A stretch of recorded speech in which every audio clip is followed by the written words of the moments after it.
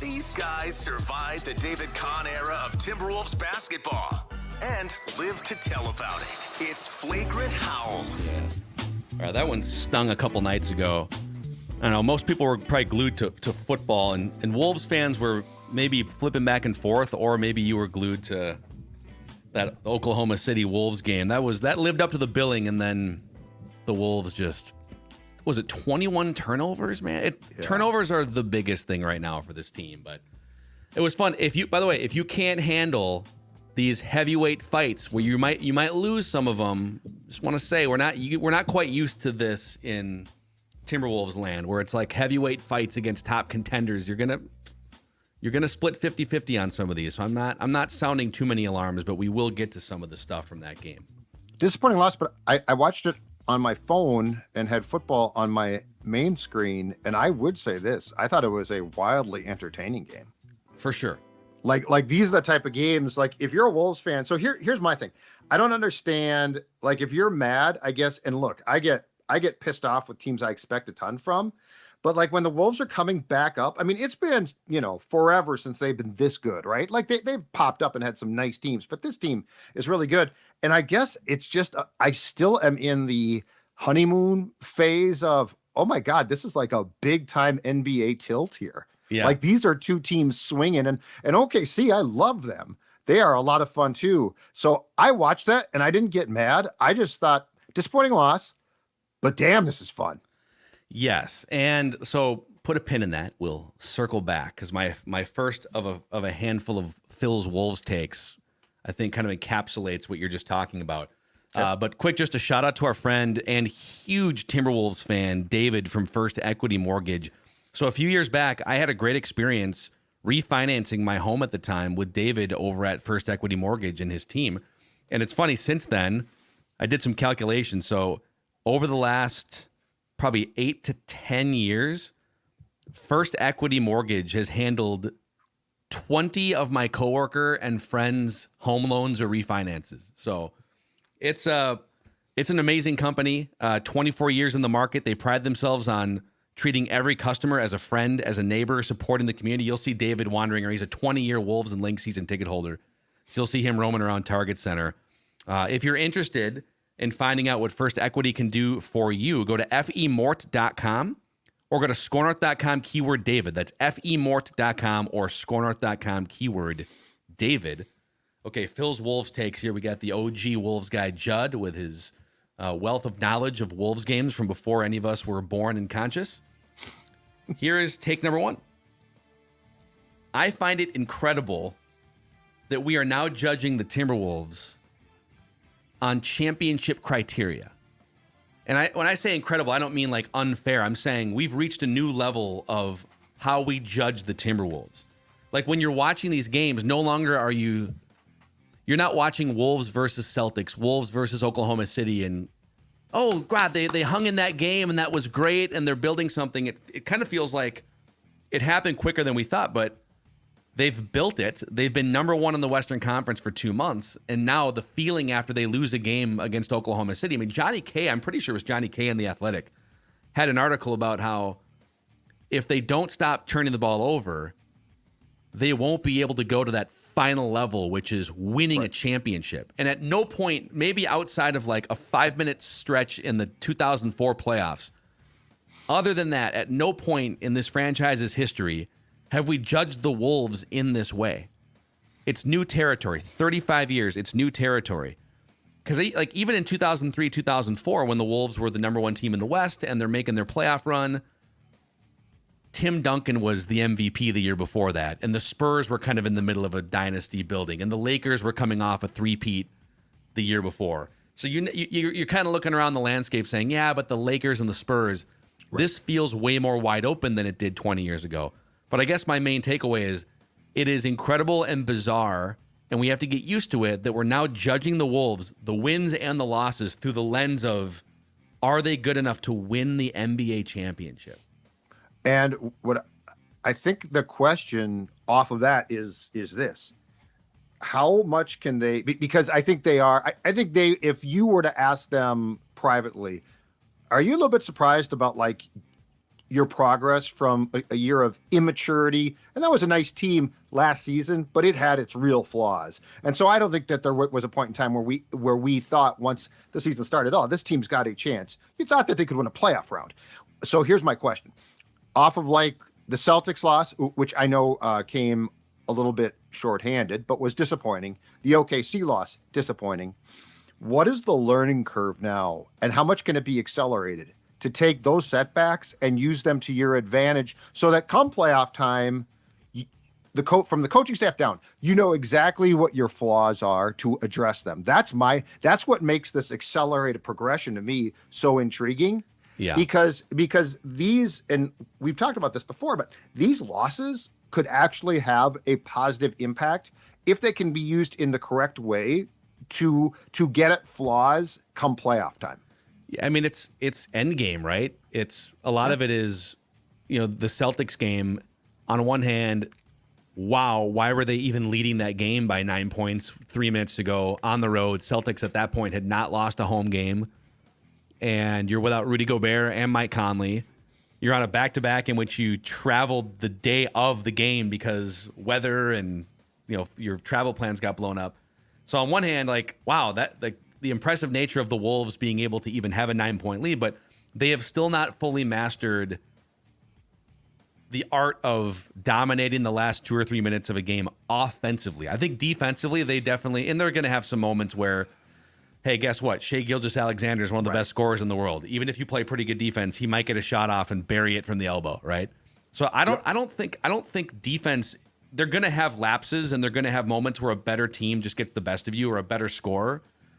But on offense, they don't yet know exactly what the formula is for their team. They're closer than they were a year ago, 2 years ago. Anthony Edwards is still trying to figure out, okay, with 2.5 minutes left, here's exactly what I need to do. And if they do this to me, I do that. Boom, checkmate. If they don't do this, I do this, right? He doesn't know exactly what those chess moves are. And to your question, okay, how do you expedite that learning curve? Because here's part of the issue. And again, we're judging them through a championship criteria. Let's say organically, it's going to take Anthony Edwards 4 or 5 more years to go from age 22 to age 26, 27. And then he'll be a fully realized version of himself, right? Well, we don't know what the Western Conference and the NBA are going to look like then, right? We don't know, like, Rudy Gobert is going to be gone by then. We don't know. This team right now, if they solve some of this stuff, can maybe win the championship. But are we asking too much out of a 22-year-old who's kind of the front man of this thing? I think there's things that he needs to get better at right now. Yeah. But I also think there's things that, like, he's not going to be great at this or that. Like his handle, for instance. The one thing he should work on this last season, he worked on a mid-range game. He came back and said, I'm going to be able to score from 15 feet, 12 feet, 18 feet, and I'm going to do it at a 40% clip. And he has been. And that's great. Playmaking. This summer, it should be tightening his handle. Too many times he's getting stripped in traffic. Too many times he's dribbling a ball sloppily. Boom, he loses a handle. Boom, turnover the other way, right? Can he fix that between now and May? I don't know. Or is there, from a coaching standpoint, is there a workaround of some sort? Like where he improves, but he also gets help? That's my question. Yeah, well, there's definitely a couple trades or there's Doogie's been all over this too. The buyout market is going to be, for the first time in franchise history, maybe fruitful for the Timberwolves, depending on whose names are out there. It feels like this is a real opportunity that you need to pounce on, though. Like with where this team is at, the season that they're having, to your point, the Western Conference, like this does feel like too often it feels like teams in this town have not pounced on this opportunity. Yeah. And it feels like they need to, because there's enough things that, starting with defense, there's enough things that aren't a fluke. Like it's one thing when you're the 2023 or 22 Vikings, right? And it's like, you look at the statistics and you're like, okay, 13 wins is awesome. But the reality is there's a lot of sort of fraudulence contained within this. I would argue that when you watch the Wolves, I don't see a ton of fraudulence. No, there's not, because so they are number one still in defensive net rating. They're the number one defense in the league. And they're going to have nights, obviously, where, you're not going to hold teams to 86 points every night. But offensively, they're 19th in offensive rating. If they can hold as the number one defense and somehow through like eliminating turnovers or finding someone via trade to just be a 3-point bomber, or is there a microwave scorer out there? You know, there's guys out there that we've talked about on this podcast last couple of weeks. Can they keep the number one defensive rating and go from 19th to like 10th right in offense? They don't need to be the best offense in the NBA. But all too often they're just kind of like you need like 6 extra points over a stretch in the last 5 minutes, and they can't get a bucket because Anthony Edwards is getting double teamed and they don't have other guys. But that brings me to my second take here, because this all kind of intertwines together. Phil's Wolves take number 2. Turnovers. I agree with John Krasinski. Turnovers are the biggest gap between where they are right now and potentially winning a championship. So they had, let's pull this up here. In that loss the other night, in which they had like a double-digit lead early in the fourth quarter, all they have to do is really just not turn it over and get to the free throw line, and they win that game. Mm-hmm. And they wind up they get outscored 28-14 against the Thunder, and they wind up with 21 turnovers to Oklahoma City's 8. I mean, that's 13 possessions that you are giving away, and then you are handing them 13 opportunities to score points. Yes, and that game was a playoff type game too. Like that's a repeatable game. So like you have to. Yeah. You don't look at that and say, well, that was sort of fluky, right? You look at that game against a big time opponent in which you played really well at times, and you say, what would we have to clean up? Because that's how you lose like a game 3 or a game 4 right there. Yeah, it is. And they've done it. I mean, they've done it against Memphis a couple of years ago, or they're just like, it's just senseless. It's offensive fouls. So let's dive a little bit deeper into the turnovers here. So on the season, the Wolves have the second highest turnover rate in the league. Over the last month, they have by far the highest. So the turnovers have gotten worse as the year has gone on. And the 2 biggest culprits as individuals are Anthony Edwards and Karl Anthony Towns. And at first I was looking in a vacuum like, well, that's tough. But how does that compare to other team superstars? Because if we're just looking at sheer turnover numbers, well, the higher usage you are as a player, the more you're probably going to turn the ball over. So here's what's crazy. This is the top 10 individual NBA turnover rate leaders. So the top 10 players who turn the ball over the most per 100 possessions as individual players. Okay. Number 1 is Trae Young. Number 2 is Wemby, who's a high usage 19-year-old with bad teammates. So you kind of get it, right? Joel Embiid, Giannis, Cade Cunningham in Detroit, who's their best player, but that's just an atrocious team altogether.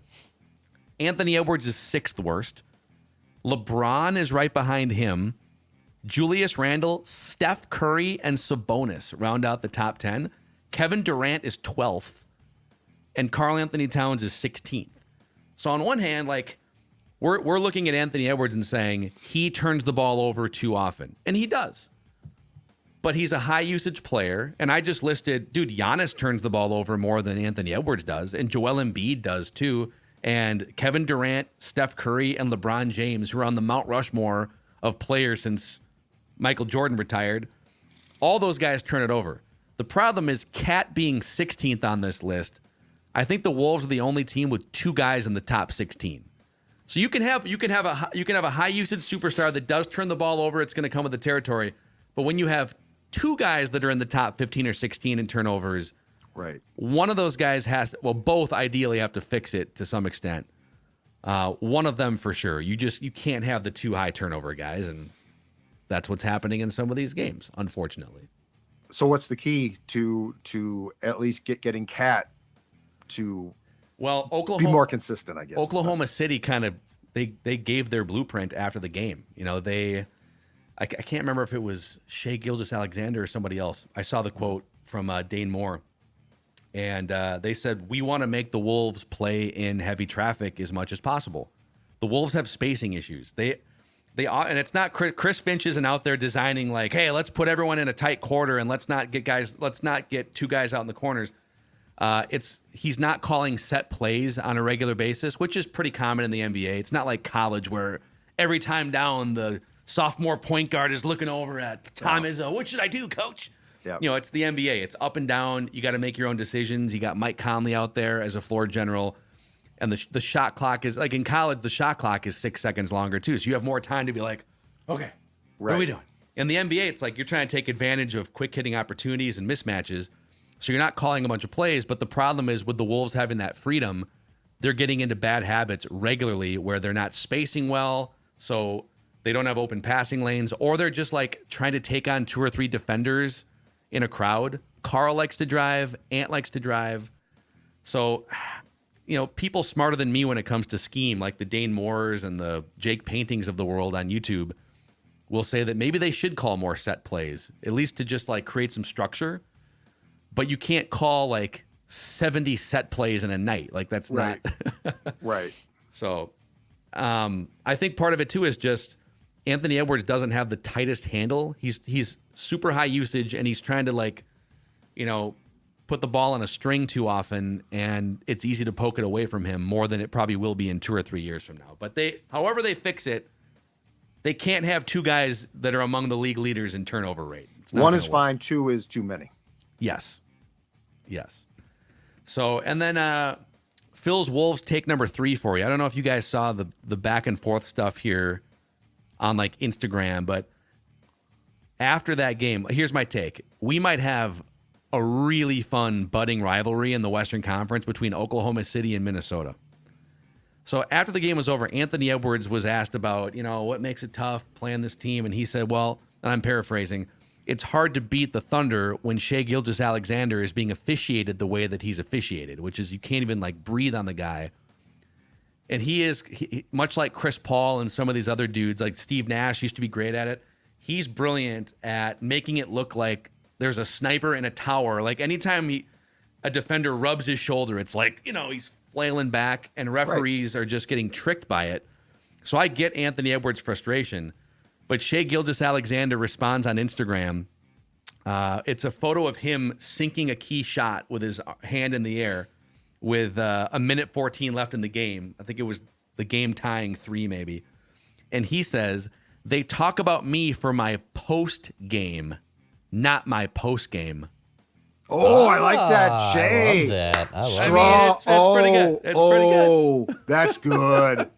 That's awesome. So you got Shai Gilgeous-Alexander, and you got Anthony Edwards that are pretty much in the same age bin going forward. You got Chet Holmgren, the local kid here, and Carl, like these unicorn 7-footers. He was fantastic on Saturday too. Chet Holmgren is fun to watch, man.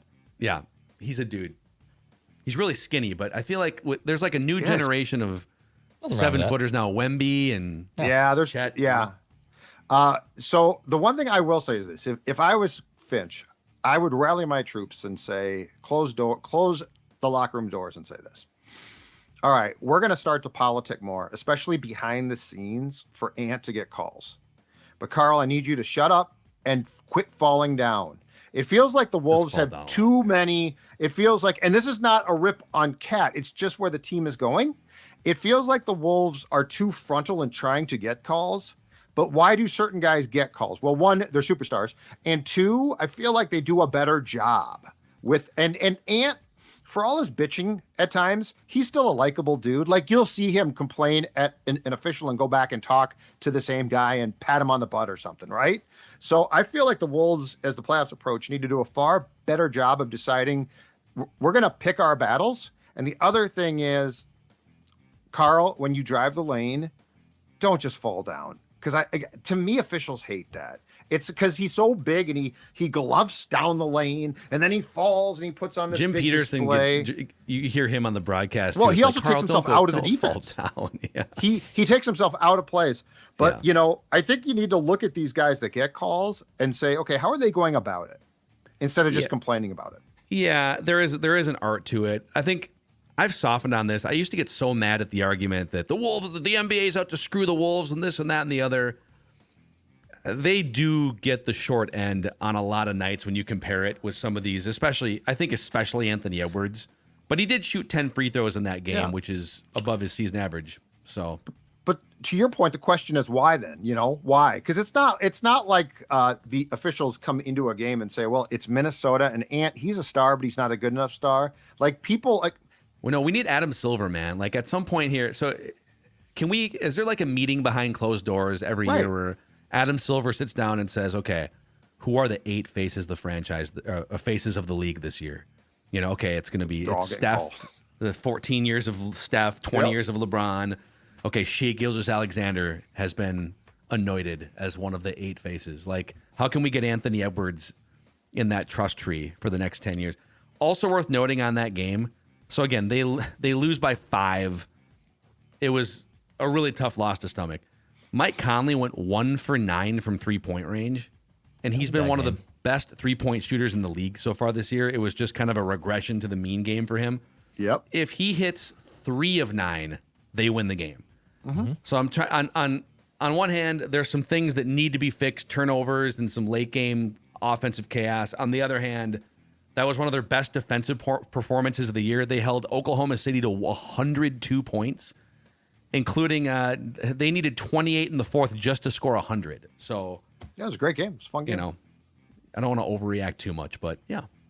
I would love to see Wolves Thunder develop this awesome rivalry too. It feels like the Warriors are obviously kind of passing the torch, and the Lakers and LeBron are figuring out their stuff. But the West needs a good new rivalry, right? And OKC, who was obviously really, really good with Durant and Westbrook back in the day, and they certainly had a championship window. But I mean, Wolves and Thunder, like, sign me up for that playoff series, man. Like, that's can't miss TV in my opinion. Yeah, it's definitely brewing, because you've got some pillars here that are gonna. Now you could argue that with both these franchises, if they hit a glass ceiling at some point, are they going to be feeder systems for Shai Gilgeous-Alexander and Anthony Edwards and all the rumors to maybe leave? But we're still several years away from all of that percolating. I do have one more Wolves take for you here after Judd shouts out our friends at Livia to help you guys lose some weight to start the new year. Absolutely. There is Sports Dad on the left and right. What's the difference? Down 40 pounds thanks to my friends at Livia Weight Control Centers. And have they got an offer for you right now? Ladies and gentlemen, if you are, suffering from the winter blahs, you've been on the couch, gained some weight, well, if you join right now, the first 3 months are going to be free. And I also want to tell you about their brand new medical weight loss option. This could be a game changer and a life changer for a lot of folks, because it helps to suppress many of the cravings that make weight loss so difficult. Just give them a call, 855-GO-LIVEA, Livia.com, Livea, Livia.com. Looking to get rid of that excess winter weight? Livia will have you looking good for 3 months for free come spring. You get a head start to look good in that new golf apparel from the golf show that's coming up in a few weeks here. The 2024 Minnesota Golf Show, February 9th through the 11th at the Minneapolis Convention Center. Get free lessons from a PGA teaching professional.